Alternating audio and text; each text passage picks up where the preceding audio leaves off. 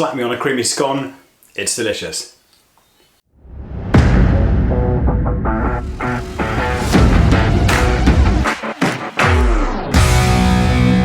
Abundant free food, I hear you say.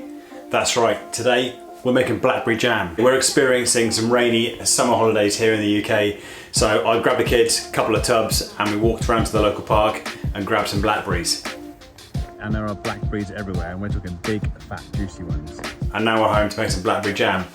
Okay, let's give the blackberries a good wash. Okay, so nice and easy, here we go. We are gonna put the blackberries into the pan first. We're gonna take the blackberries and we're gonna weigh those out first. We are then gonna add a little bit of water and we're gonna simmer those blackberries just to break down the fruit a little bit. So we need the same weight of sugar to fruit. And we're gonna warm up the sugar. And then we're gonna start simmering the blackberries really carefully. With this jam, you wanna keep it nice and gentle because you don't wanna break the berries up too much. Pectin to help set the jam. So a lot of fruits have got natural pectin, but blackberries haven't unless you're picking underripe fruits.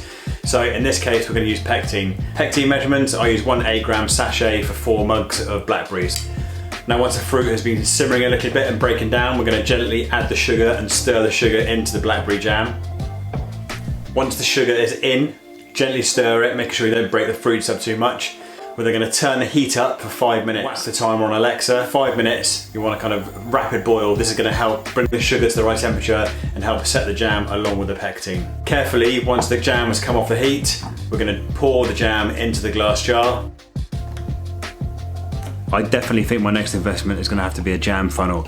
This is a way to get the jam into the jar without making a mess all over the chopping board, just like I've done here.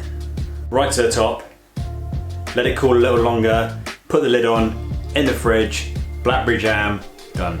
And that's it, it's as easy as that. If you like jam recipes, remember to go and give me a follow on Instagram, Tasty Gary Bites. The recipe is, as always, in the description. Thank you so much for watching. Please remember to like, subscribe to the channel if you enjoyed the video and it was helpful. Of course it was helpful, we got a jar of jam at the end of it. Thank you so much for watching. See you in the next video. Thanks for coming and seeing me in my kitchen. See you next time. That's Gary out. Take care now, bye.